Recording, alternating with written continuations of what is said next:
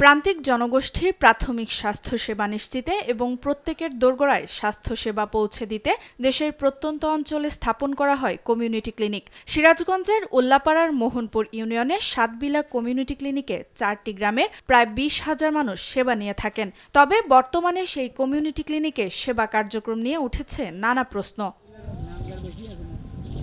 অভিযোগ রয়েছে, সকালে সময়মতো ক্লিনিক না খোলায় চরম ভোগান্তিতে পড়েন রোগীরা। অনেক সময় রোগীরা দূর দূরান্ত থেকে এসে ঘণ্টার পর ঘণ্টা অপেক্ষা করেও স্বাস্থ্যকর্মীর দেখা পান না।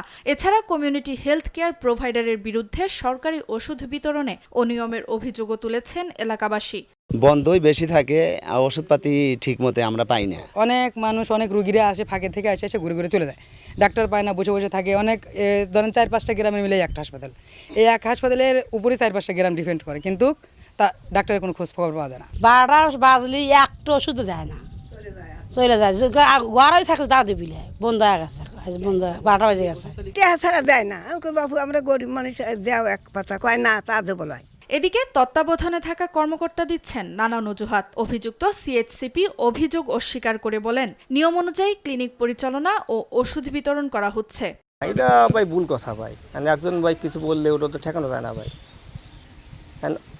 আপনার পিছন থেকে আপনাকে অনেকে অনেক কথা বলবে, কিন্তু সামনে থেকে বলবে না ভাই।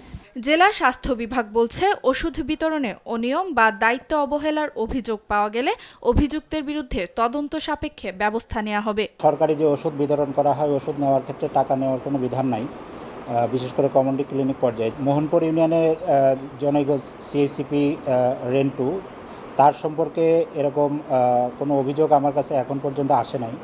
তো এরকম অভিযোগ আসলে আমি অবশ্যই তার বিরুদ্ধে ব্যবস্থা নিব। স্থানীয়দের প্রাথমিক স্বাস্থ্যসেবা নিশ্চিতে কমিউনিটি ক্লিনিকটি সব সমস্যা দ্রুত দূর করার দাবি জানিয়েছে এলাকাবাসী। সুপ্রিয়া তৃষা, নিউজ ডেস্ক, দেশ টিভি।